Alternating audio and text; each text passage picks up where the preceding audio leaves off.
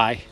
This is a Korean hornbeam that I plucked out of the ground maybe last year, maybe the year before, and I put it in this comically small pot, and it's already time to repot it.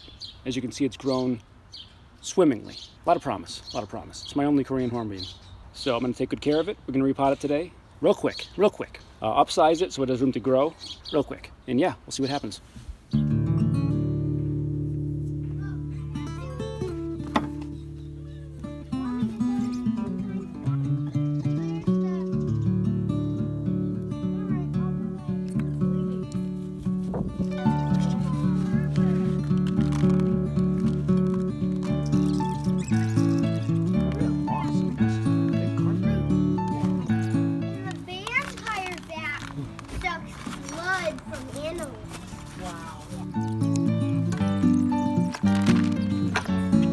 So it's got this cool little twist there, which a lot of people wouldn't like, but I like it.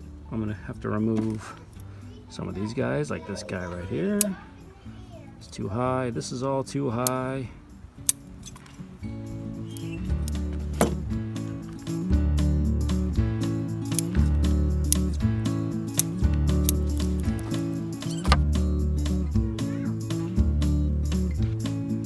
That one's a little long still.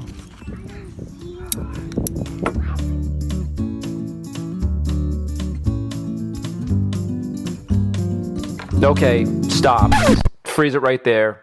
I bet you're wondering what the hell I'm doing putting this drainage screen on the outside of a pot. So here's the deal. So figure you've got your little tree here. What a lot of people do is to plant your bare-rooted little bonsai tree on some type of flat thing. The idea is that you spread out all your roots in a radial fashion and you smorsh it down onto that flat thing. Now the reason people do this is so that as the roots grow out horizontally along that flat thing, the trunk thickens at its base and creates some thick-ass trunk flare, or what actual bonsai practitioners call nebari.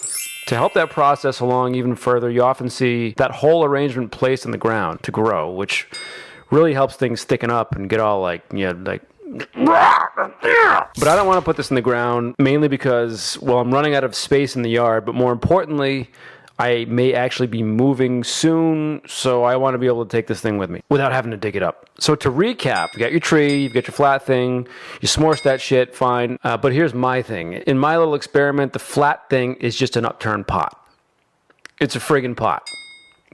The friggin' pot is the flat thing. A totally random pop quiz. See if you can finish the sentence. Finkel is, if you're not a millennial, you'll know this one. Come on, say it with me right now.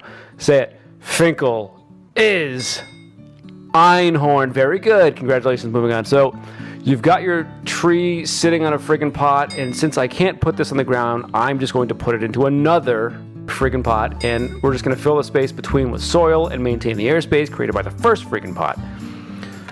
This will hopefully do two things. One, give plenty of space for the roots to grow while keeping the root base flat, so my boy can get all thick. But also, any roots that try to grow through the drainage holes in the upturned pot will just hit air and die back in a process called air pruning. Air pruned. Yeah, I guess we're gonna do this. Okay, it's the past tense. The roots have been air pruned. And that brings us back to the drainage screen that I'm wiring to the top of the bottom of the pot. Obviously, I don't want the soil to empty through those drainage holes.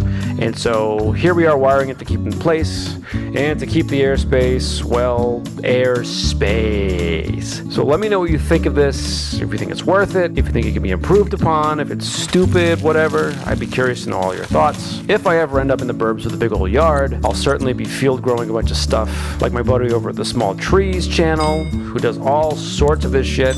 Killer channel, go check him out. Yeah, but for now, I think that's gonna do it for this one. It's kind of a small tree, not much to say, but hopefully that technique will pay off in the long run. Like I said, let me know what you think.